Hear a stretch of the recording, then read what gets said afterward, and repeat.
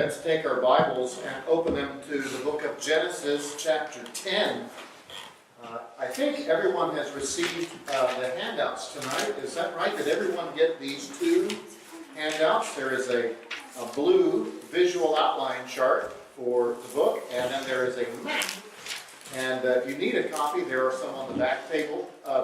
Here inside the chapel, on the back table, there are some copies of those. So, in a moment, I'll direct your attention to the chart as we work our way through. Now, we've been preaching through the parts of, selected parts of Genesis in the morning hour, chapters 9, 8, and 9 we've been working in especially. But this evening, we're going to be overviewing chapter 10.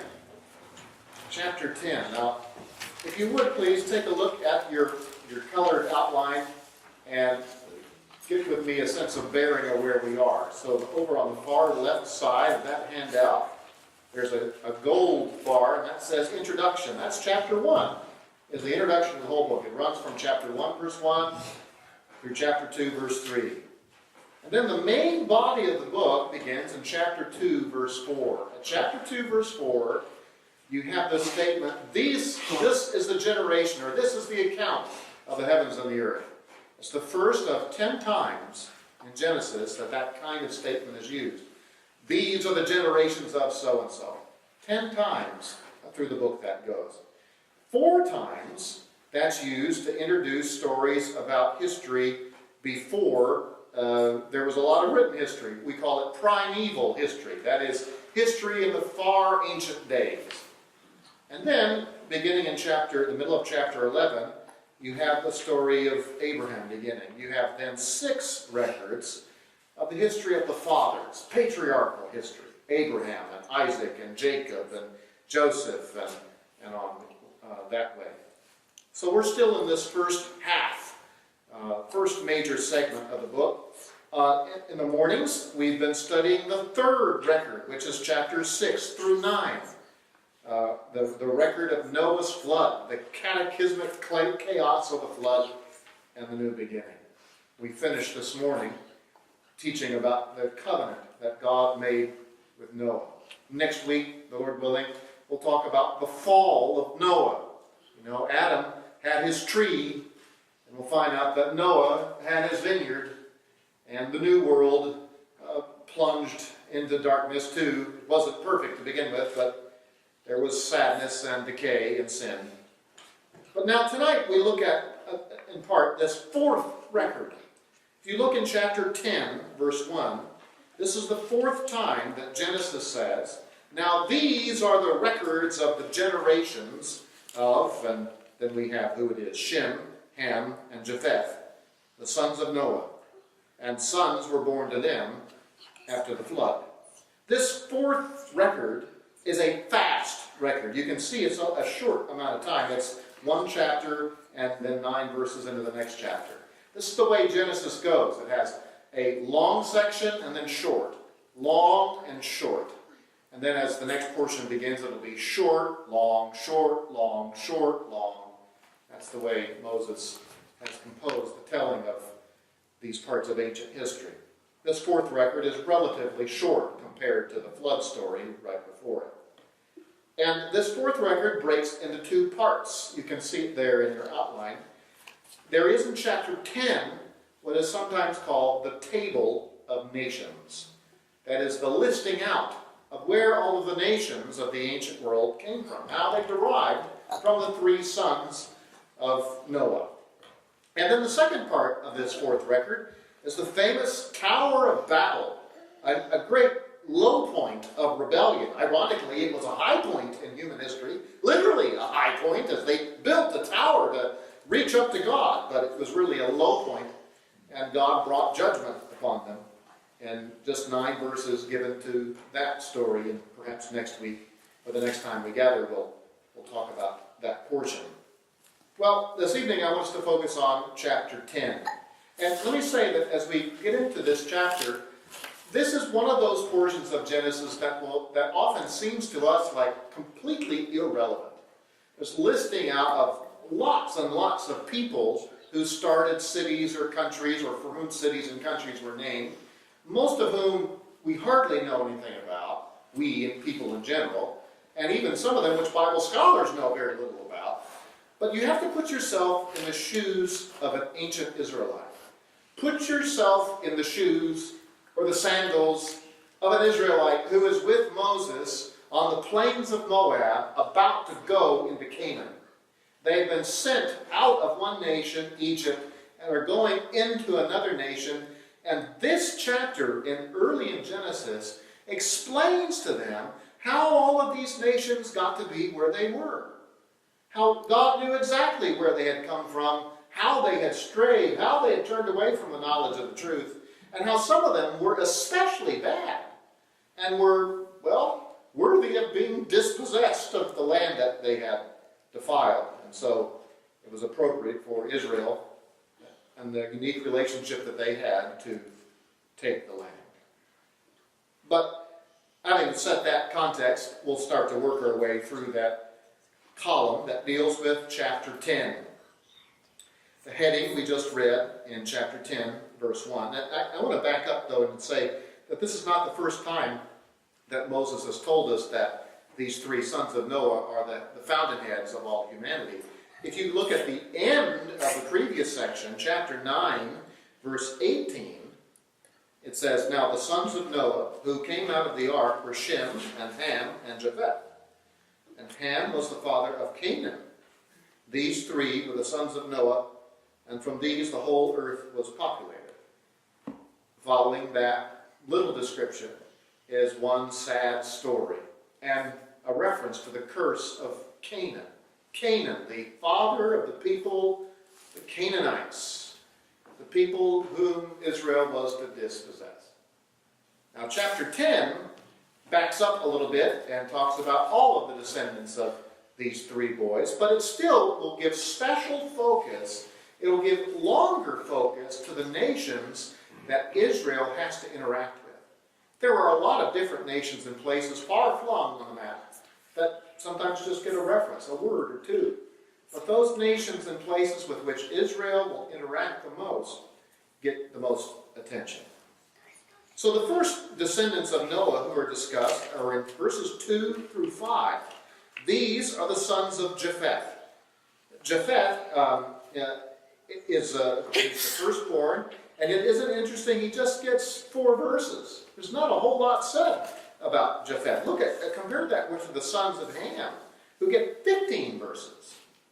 That's because the descendants of Japheth don't interact with the Israelites in the days of Moses very much. And of the sons of Japheth, only 2 of them are given special focus, Gomer and Javan. Well, let's read these verses now. Chapter 10, verse 2. The sons of Japheth were Gomer, and Magog, and Madai, and Javan, and Tubal, and Meshech, and Tiras. The sons of Gomer were Ashkenaz, and Riphath, and Togarmah. The sons of Javan were Elishah, and Tarshish, Kittim, and Dodanim. From these, the coastlands of the nations were separated into their lands, every one according to his language, according to their families, into their nations. These are the peoples of the northern Mediterranean and what would be called later on Asia Minor, Turkey, Armenia, the lower Caucasus. Russia doesn't quite factor into this. I will point out to you some of the names that are mentioned. Gomer, who is the oldest of Japheth's sons, he gets special focus. But next to him, his brothers are Magog. This is one of the regions of today would be Armenia and Turkey. And Madai seems to be where we get the name the Medes. Darius the Mede. These were people who would end up being over in the Babylonian region. And Javan seems to represent those who would populate the lands of Greece. Tubal, Meshech, these are both regions in the Caucasus as well. And then Tiras. another of his sons. There's less certainty. Now, if you take a look at your map that you have, this comes from the ESV Study Bible, and actually they borrowed it from the Moody Bible Atlas, the Moody Atlas of Bible Lands, rather. And you'll notice that most of these names that were just read are in the northern part of the map. Over on the far left, you see Javan. That's the region of the Aegean Sea. That's the area of Greece and western Turkey. There's a reference down below it is Tyros. Some have thought, is this referring to the Etruscans, the original inhabitants of the land of Italy? If you move over to the east, you'll see Tubal and Meshech and Magog, the region of Gomer and his sons, Ashkenaz and Madai. So all of these are places, these descendants would spread out in the northern regions. This is actually not very far from where the ark had come to rest. The ark has come to rest in what would today be either Turkey or Armenia. So Japheth's sons, maybe he gets first pick and doesn't have to migrate as far as the others do. Israel will have some interactions with peoples from these lands, but not much. Not in the days of Moses. In the days in which Moses writes this, these are more far-off places. Then we come to verses 6 through 20, where there is a discussion of the sons of Ham. And there's a lot more discussion. In fact, you can see in your handout that there are 5 subsections within these 15 verses. Verse 6 gives us a delineation of his sons. Verse 6, the sons of Ham were Cush and Mitzrayim and Put and Canaan. Okay, we can say Canaan, that's fine. That's not the way we say that name. But Cush would become the father of the people in Ethiopia. Mizraim, actually, some of our versions translate this word as Egypt. Every time else in the Bible that word shows up, it means Egypt. It's a word that is in a dual form that might be a reference to the upper and lower Egypt. Egypt was traditionally divided in those 2 parts. Put is also a region of North Africa, and then Canaan, of course, the land of Canaan.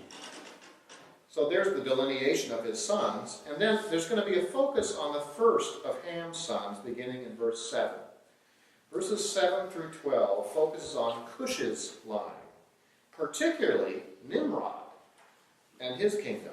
His kingdom, that is, the place of the kingdoms of Babel and Assyria. Let's take a look at verse 7. The sons of Cush were Sabah and Havilah and Sabtah and Ra'amah and Sabtakah.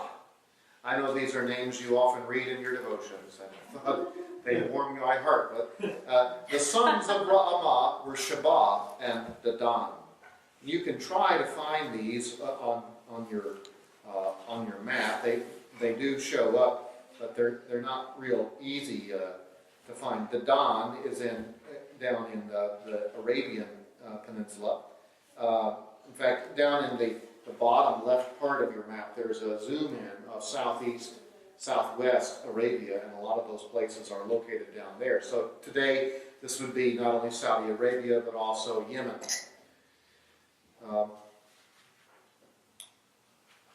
We move on now into verse 8. Now Cush became the father of Nimrod. He became a mighty one on the earth. He was a mighty hunter before the Lord. Therefore it is said, like Nimrod, a mighty hunter before the Lord. The beginning of his kingdom was Babel, and Erech, and Akkad, and Calneh, in the land of Shinar. From that land he went forth into Assyria, and built Nineveh, and Rehoboth-ir, and Calah, and Rezin between Nineveh and Calah. That is the great city. Most of that discussion there is about the exploits of this mighty man, Nimrod. There's great debate as to exactly who he was and whether he's referred to by other ancient histories, and I don't think it's quite been solved. One of the peculiarities is that he appears to be from the south, but he moves to the northeast. he moves into the region of Mesopotamia, where he becomes a mighty man, a mighty hunter. This phrase, he is a mighty hunter before the Lord, before Yahweh, seems to be an idiom that means he was a super-duper hunter. This kind of expression suggests he's so powerful, so mighty that even heaven takes notice of him. It doesn't mean that the Lord approves of him, that he's a good man, that he's one to be emulated. He's a very powerful man, but he's an evidence of how humanity is starting to go astray. In fact, as we read in the next chapter, humanity tries to raise its fist up against God, and God will have no more of it. But the places that are mentioned as the kingdom of Nimrod, notice especially Nineveh, which is, of course, will become one of the great centers of the Assyrian Empire later in Israel's history. So these are places of significance in the days of Moses, although they will not, Israel will not interact with them as directly until in later times. Then we come to verse 13, and they pick another one of Cush's sons. That's Mizraim. The focus on him and the descendants who settled in Egypt and Africa. Verse 13, Mizraim became the father of Ludim, and Nananim, and Lehabim, and Naphtuhim, and Pathrusim, and Calsuhim, from which came the Philistines and Caphtorim. Notice that little insert there, the Philistines. Already in the days of Moses, the Philistines were on the map, on the radar of concern. After Moses passes and Israel goes into the land, it will be the Philistines that the Israelites regret the most not taking out of the land, because the Philistines will infiltrate Israelite society, or let me put it this way, badly influence Israelite society, and there will be war after war, stretching even much longer into the days of David. So these folks would eventually, the Philistines, in a way, have some similarities to the Israelites in that they migrate through Egypt before they get to Canaan. They don't travel the same way. They don't have a miraculous deliverance, but they travel from the north of Egypt up the coast, and then they settle in today what is pretty much the Gaza Strip was Philistine territory. So here's a couple verses explaining how the peoples of Africa and South and the Palestine were settled there. Then the next 5 verses deal with Canaan. 5 verses on the descendants of one man. And isn't that striking? That's a lot compared to what we've seen before, and that's because the Israelites are about to interact with the descendants of Canaan in some very hard ways. Your handout has a little typo. It should say chapter 10, verses 15 to 19. But beginning there in verse 15, Canaan, again, this is one of the sons of Cush, who's one of the sons of Ham. It's the grandson. Canaan is the grandson of Ham. Canaan became the father of Sidon, from which the city of Lebanon was named, his firstborn, and Heth. Heth, we don't know, he might be related to the Hittites. Not sure. But then we have the Jebusite. These were the people who would inhabit the city that would later be called Jerusalem. The Jebusite and the Amorite and the Girgashite and the Hivite and the Arkite and the Sinite and the Arvadite and the Zemarite and the Hamathite, and afterwards the family of Canaan were spread abroad. The territory of the Canaanite extended from Sidon as you go toward Gerar as far as Gaza, as you go toward Sodom and Gomorrah and Admah and Seboim as far as Lasha.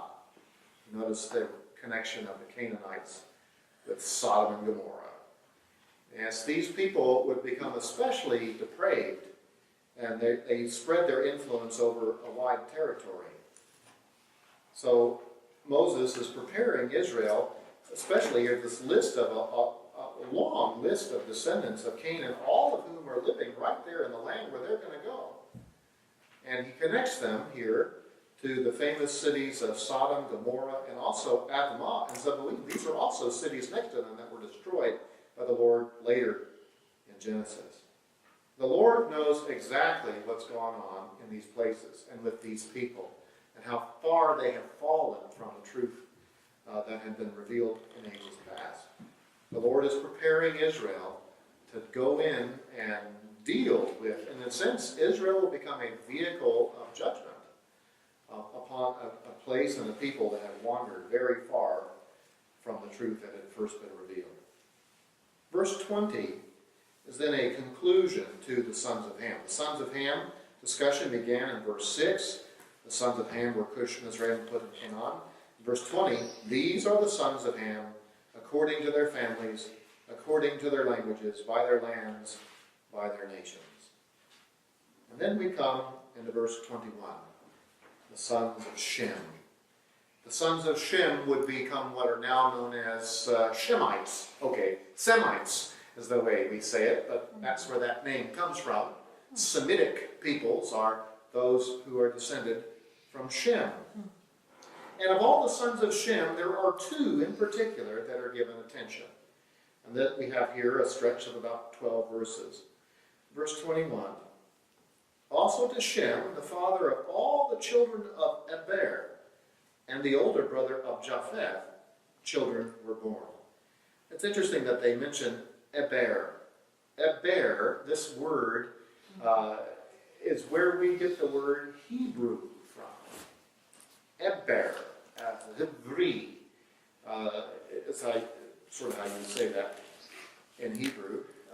The word Eber, and then the people named after it, just is a common word that means passing through. Those who pass over. Of course, Israel passed through the land, through the wilderness on their way to the land. When they were in Egypt, they were people who were viewed as passing through. They didn't really belong. So in some ways, it was a pejorative name that others used, but we also see, in a bit of divine irony, there was an ancestor they had who had that very name. Verse 22. The sons of Shem were Elam, and Ashur, and Arpachshad, and Lud, and Aram. All of these places are around Israel. They're either to the north or the east, some perhaps even to the west, but Ashur is the father of the Assyrians. Aram is the father of the Arameans, the people who would live in what is today Syria. Arpachshad is also, and Elam, these are also regions over to the east in Mesopotamia. The sons of Aram, verse 23, the sons of Aram were Uz and Hol and Gether and Mosh. Arpachshad became the father of Shelah, and Shelah became the father of Eber. There's another Eber. The name of the one was Peleg, for in his days the earth was divided, and his brother's name was Joktan. What an interesting little insertion there in verse 25 about Peleg. Peleg, that name means division. Division. He was so named because in his day the earth was divided.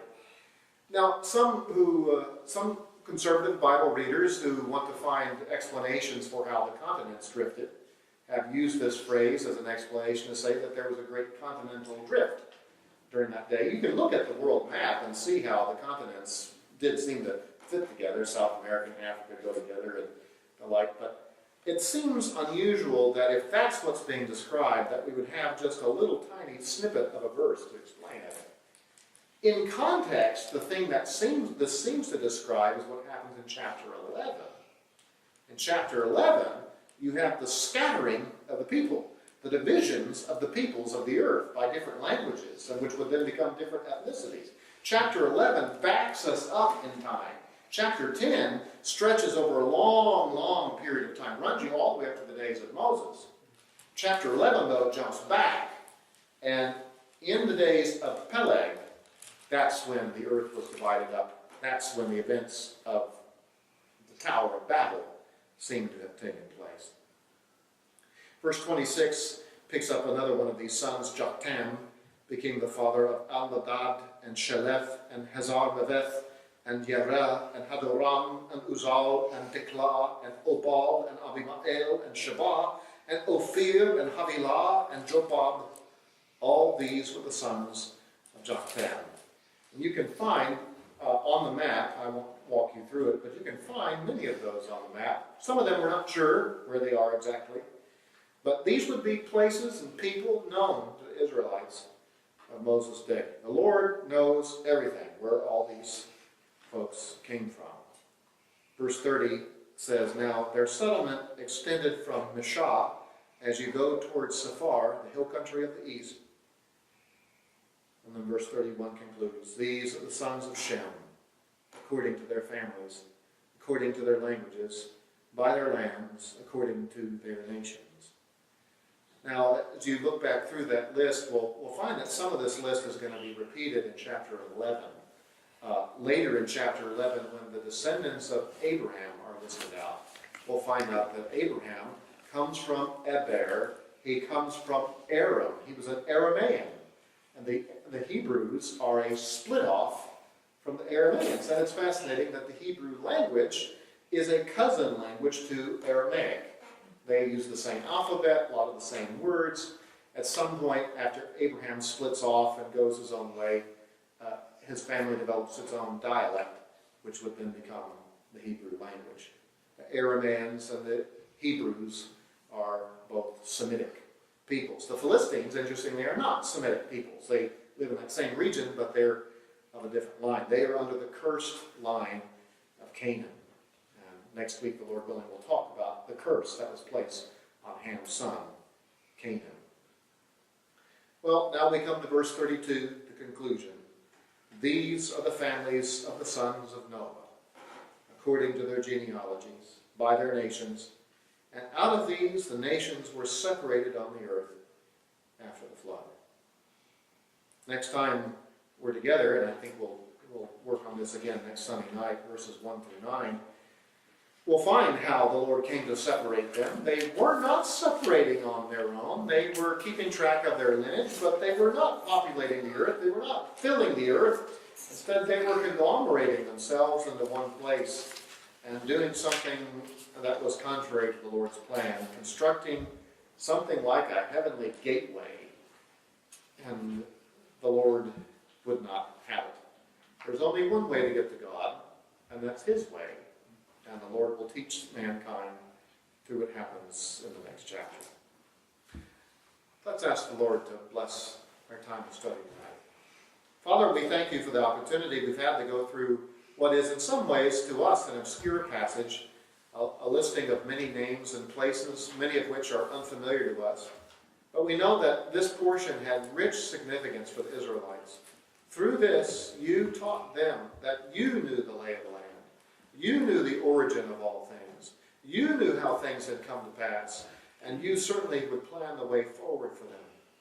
And we take comfort, our God, in knowing that you know everything about this world in which we live. You know from which all people have descended. You know in all the different ways that we have gone astray. You know the end from the beginning. And you know the glorious plan you have to bring your people into glory. The plan to, again, send your Son and to establish in its fullness and its beauty a kingdom here in this world.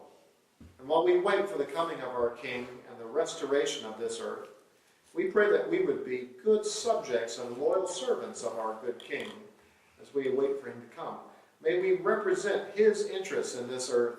May we show forth his goodness and his righteousness and live as we live according to your way and will, to the glory of Jesus Christ. We pray it in Christ's name. Amen.